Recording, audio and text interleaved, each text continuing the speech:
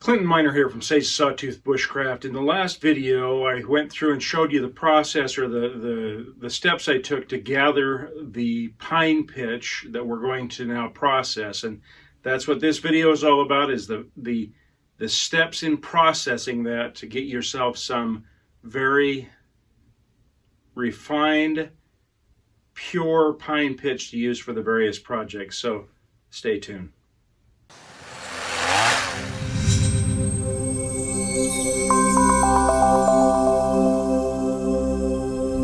All right, folks, I've gone to the local secondhand store.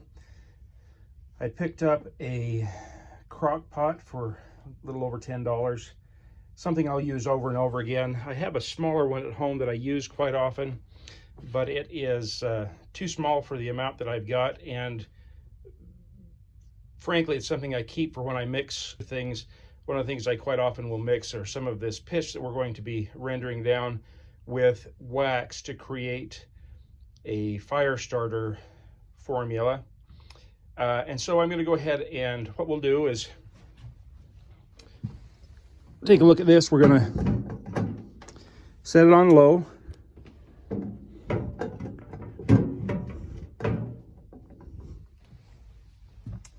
And we will go ahead then and add,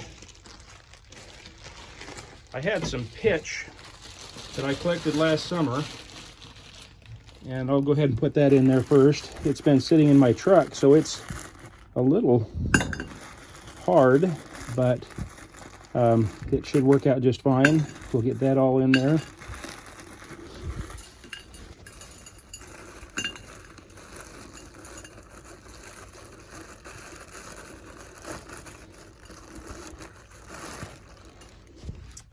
Start with that, and then again, coming back to the gallon that we got out of the trees this morning, if we can get it to come out of that bag, we'll go ahead and dump all of it in there. One of the things I find about these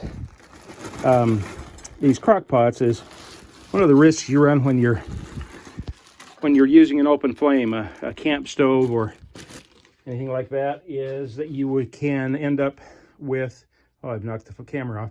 One of the things you end up with is a risk that will burst into flames. And I find these crock pots are real effective because they don't seem to heat things up quite as fast. I can control the temperature, and I can do this very slowly. What I'm going to do now, I'm going to go ahead and pause this, and we will go ahead and run the video while this melts. So at this point, I've switched to a time-lapse sequence with my phone. The time that you're watching here represents almost 2.5, well, actually more than 2.5 hours worth of actual time as this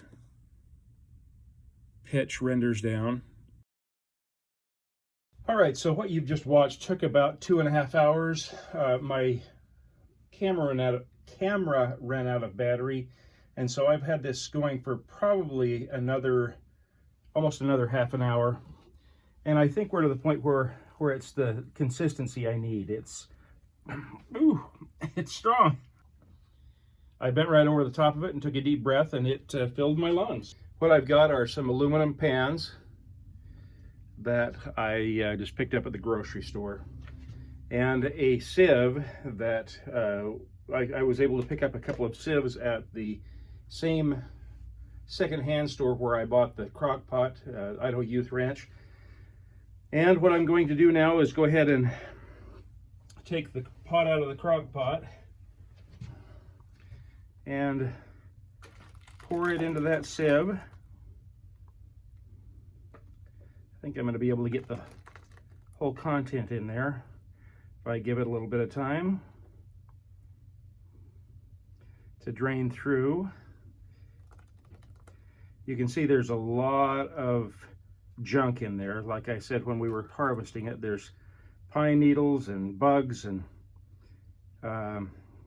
bark, sand, grass, dirt from blowing wind, I'm sure, just all kinds of goop that we don't want in our rosin, our pine pitch that we're going to have. So we'll get it all into that sieve.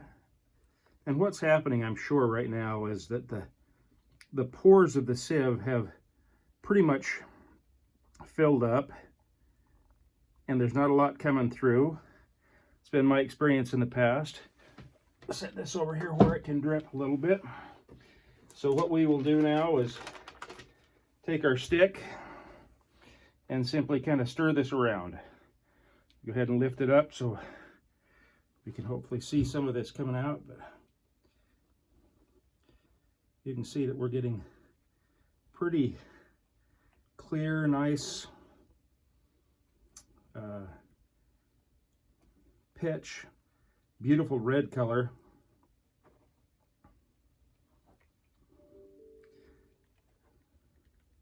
Something that we can use for all kinds of projects.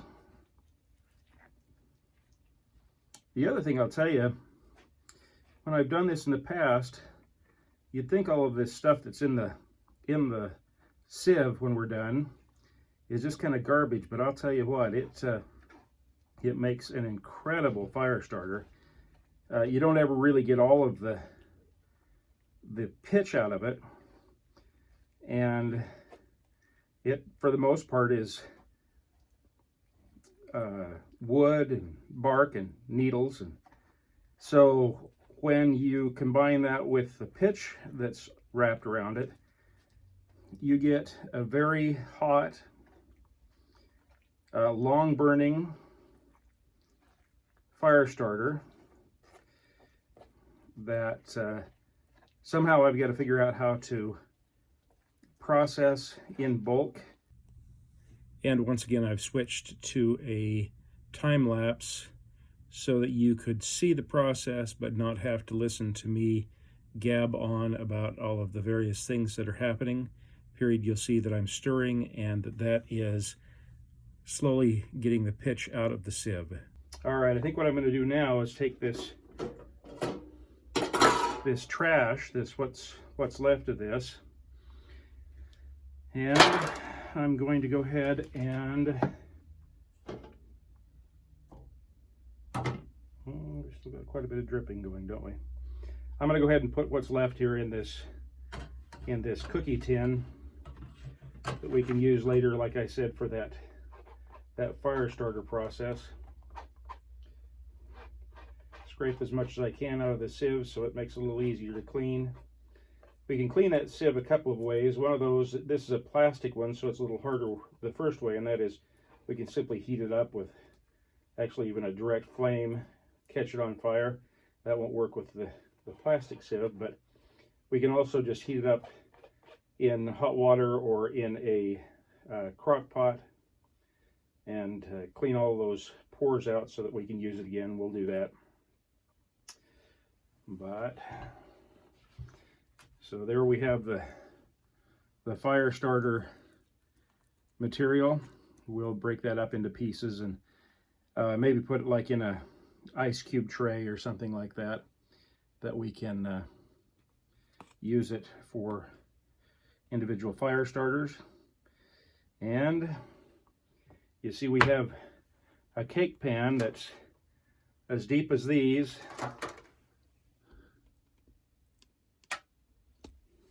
completely full of purified pine resin. We got that out of about a gallon of